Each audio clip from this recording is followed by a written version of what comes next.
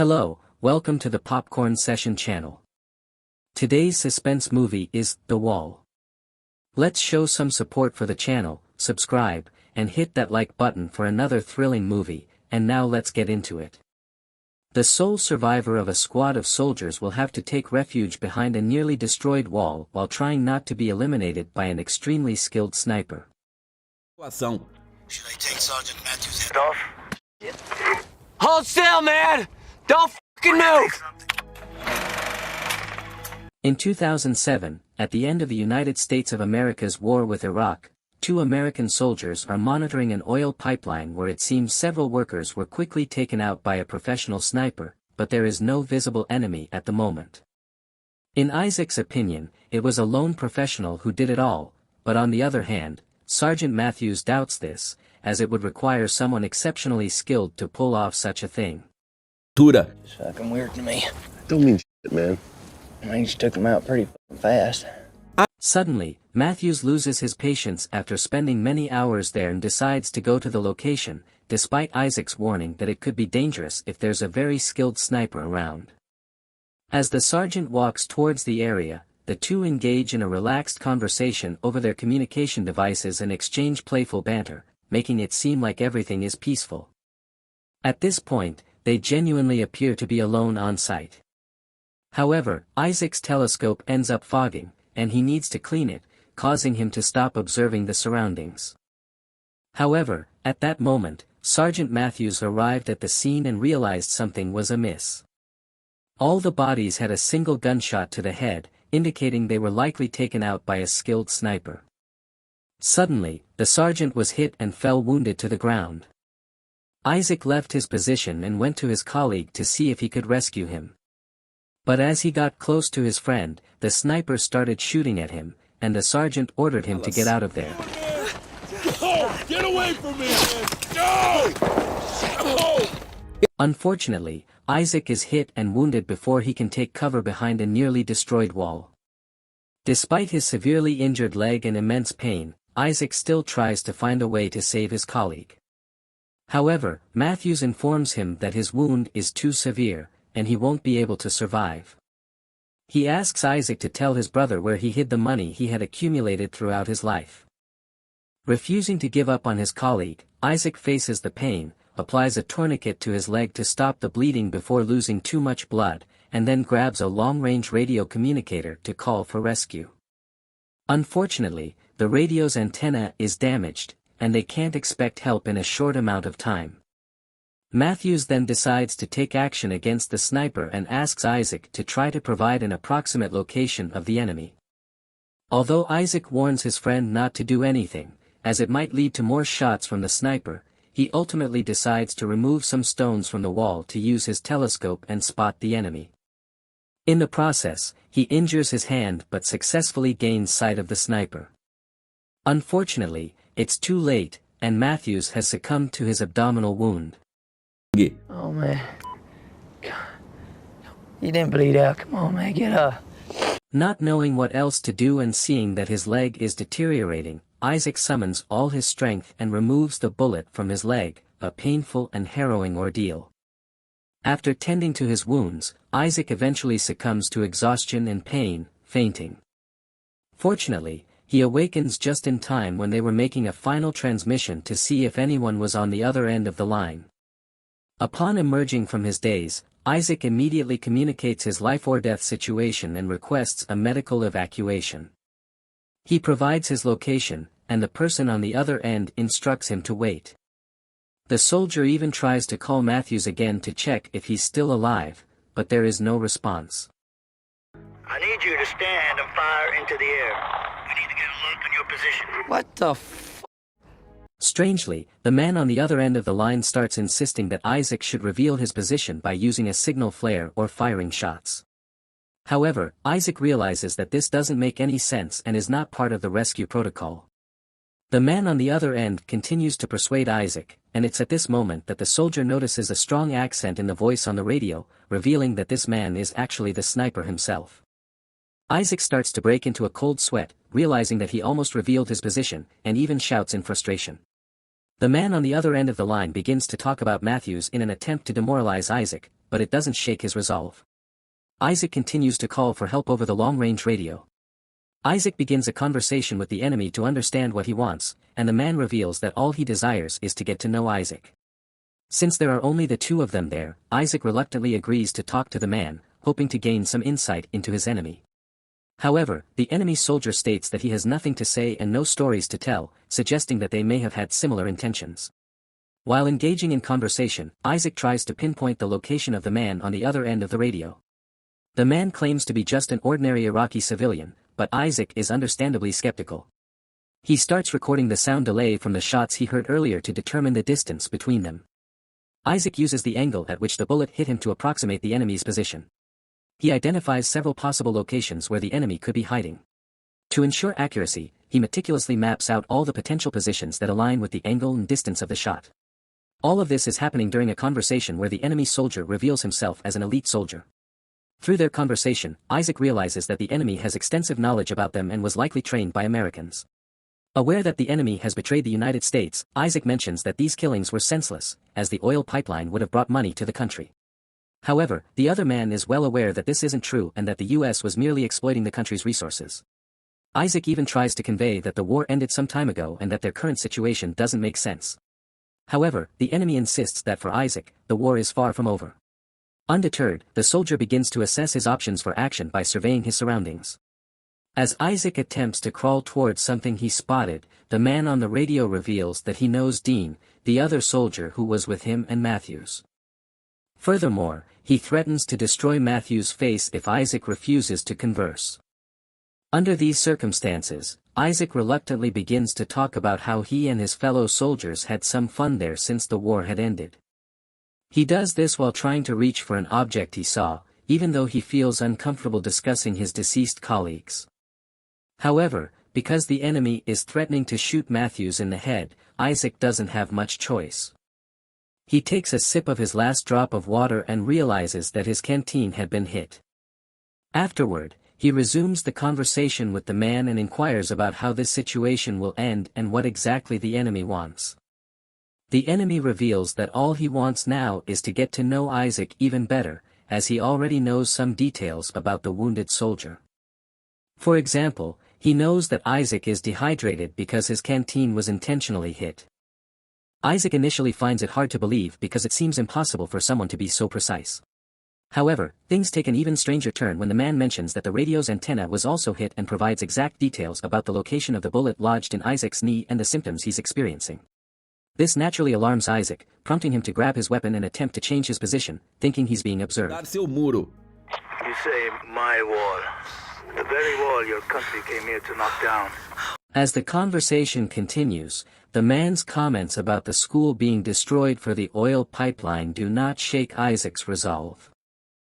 Instead, he starts considering various factors, such as the probable weapon used by the sniper and the amount of ammunition that has been expended. To dispel any remaining doubts, he decides to ask the sniper directly. However, this is a ruse to listen more closely to the sounds around his enemy. After paying careful attention to the ambient sounds and background noises, Isaac comes to the conclusion that the sniper is located amidst the pile of trash and debris at some distance. Realizing the incredible skill required for such precision, Isaac then asks the sniper if he is Juba, the legendary angel.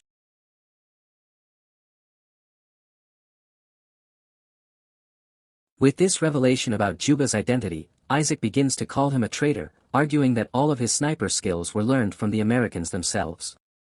However, Juba sees things from a different perspective, as at this moment, it is the US soldiers invading his country to exploit its resources. The conversation continues, and Juba asks why Isaac is still there, repeatedly returning to the field. He questions if it's because of Dean and requests Isaac to share some information about his friend. Having no better option, Isaac recounts that they were childhood friends who grew up in the same region, with close-knit families. Isaac's father was like a grandfather to Dean's son. This strong connection is the reason Isaac can't bring himself to leave, as he would have to face Dean's family regularly, leading to constant feelings of guilt. After hearing this, Juba describes the gruesome things he would do to Isaac's body and how he would impale the soldier's lying tongue on his chest. However, he adds that he would leave Isaac's body to be found. Aware that his attempts have failed so far, Isaac puts his uniform and helmet on his weapon, hoping to deceive Juba into shooting at it to reveal his position. Unfortunately, Juba doesn't fall for the trick, and to make matters worse, the helmet falls on the other side of the wall, leading to Juba's laughter at the failed attempt. Feeling helpless and desperate, Isaac begins to cry and even contemplates the idea of death. Isaac eventually decides to give up and lies down to rest. Later, when he wakes up, he musters his strength and goes to the body of another soldier. Unbeknownst to him, he has just placed himself in the sniper's sights. He retrieves a backpack and a radio and quickly returns to the wall. However, this time, Juba takes a shot at him. The first shot goes wide due to strong winds and airborne sand, but the subsequent shots are aimed at the wall, which cannot withstand the damage and collapses, leaving less cover for Isaac. Despite this, Isaac doesn't seem to be too concerned. He drinks all the water he can find and snacks on some candies they had with them. Suddenly, Juba contacts him and scolds him for his recklessness, stating that he could have been easily hit. While Juba continued to engage in conversation, Isaac used that time to inspect their equipment. Unfortunately for him, the radio was no longer functioning, and the scope was even worse than before. Seeing that the sniper wasn't going to stop talking, Isaac attempts to respond, but the radio begins to experience strange signal interference. It's at this moment that Isaac realizes that Matthews, miraculously, is still alive and messing with his radio. Hearing that the sniper is also on the line, Matthews uses a small mirror to signal to Isaac. Naturally, Isaac is overjoyed to see that his partner is alive and reveals that the sniper's position is in the pile of trash. The sergeant takes a look at the location and starts trying to reach his sniper rifle. To get Juba's attention, Isaac tries to communicate with him by discussing famous American poets. Juba, in turn, reveals that he was a teacher in Baghdad until the school was destroyed by an American bomb.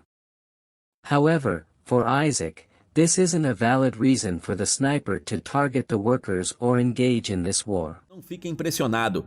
You're no more religious than I am, man. It's just an excuse to shoot up some Americans. The problem was that while the two of them were talking, Juba was attempting to check Matthew's body. Luckily, the heavy dust in the air provided excellent cover for Juba. Isaac and Juba continue their conversation, each trying to inflict more mental damage on the other.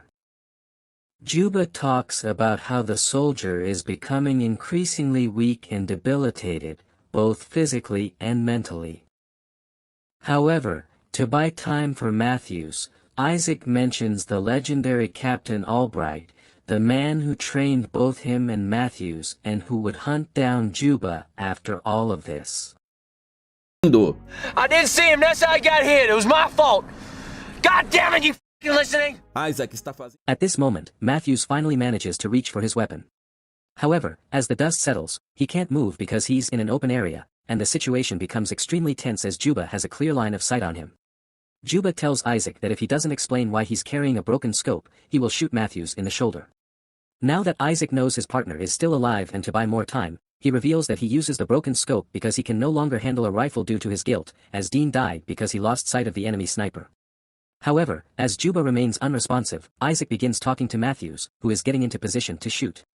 Unbeknownst to him, his radio is still on, and realizing that Juba has heard what he said, Isaac starts shooting into the air to get the sniper's attention. All the while, he attempts to communicate the enemy's location to Matthews. The sergeant feels prepared and starts firing into the garbage pile without a defined target. Unfortunately, when he runs out of bullets and needs to reload, Juba shoots and hits him in the shoulder. Isaac panics and begins speaking on the radio, claiming that Matthews is no longer a threat, hoping that Juba will spare his life. After being shot in the shoulder, Matthews tries to crawl toward the wall along with his weapon. Unfortunately, Juba manages to eliminate him just as he was about to reach the wall. Seeing his friend die right in front of him deeply shakes Isaac. As a result, he begins to plead to go home. However, the sniper counters this by saying it's a lie because he's still there even after the end of the war. With no more hope left, Isaac reveals that he was the one who killed Dean. He had tried to hit an enemy but ended up missing the shot, with the bullet accidentally hitting Dean instead. This guilt has been eating away at his soul ever since, preventing him from going home in peace.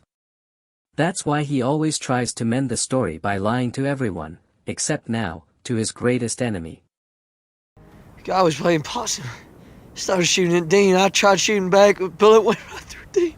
Seeing that Juba has stopped responding, Isaac crawls to the radio and attempts to communicate with the base once again. After making some adjustments, he finally manages to get in touch with someone.